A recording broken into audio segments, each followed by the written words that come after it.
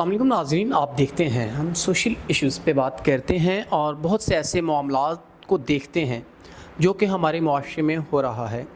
تو آج ایک ایسی بہن میرے ساتھ موجود ہیں، تو آئیے ان کے معاملات کو جاننے کی کوشش کرتے ہیں۔ السلام علیکم۔ وعلیکم السلام۔ اچھا بہن، ایک تو اونچی آواز میں بات کیجیے گا اور دوسرا مجھے یہ بتائیے گا کیا معاملات زندگی ہیں جن کی وجہ سے آپ پریشان ہیں اور بڑی مشکلات سے آپ دوچار ہیں؟ جی، دراصل ہم نا تھوڑے غریب خاندان سے ہیں، تو ہمارا نا گزارا دو وقت کا بہت ہی مشکل سے ہوتا ہے، کھانے وغیرہ کا جو بھی مطلب حالات گھر کے ایسے ہیں۔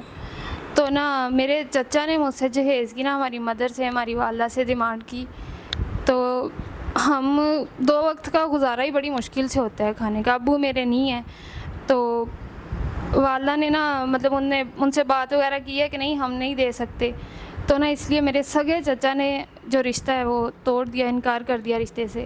آج کے دور میں خون کے رشتوں میں وفا نہیں ہے۔ بڑی مثال حضرت یوسف علیہ السلام۔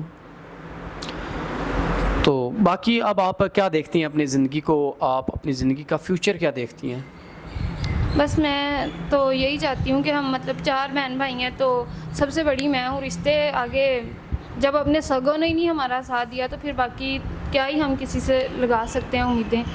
کوئی میرا یہ ہو کہ کوئی چلیں ذمہ داری اٹھانے والا اور نکاح کر کے عزت سے گھر بسائیں ہم، اور تاکہ یہ ہو کہ ہمارے معاشرے میں جہیز کا یہ جو کام ہے یہ ختم ہو، تاکہ بچیوں کے بھی گھر بس سکے۔ اب ہر گھر میں یہ تو نہیں ہوتا کہ پیرنٹس والدین جو ہیں ہر بچی کے وہ اتنا افورڈ کر لیں کہ وہ جہیز وغیرہ کو ہر بچی کو دے سکیں۔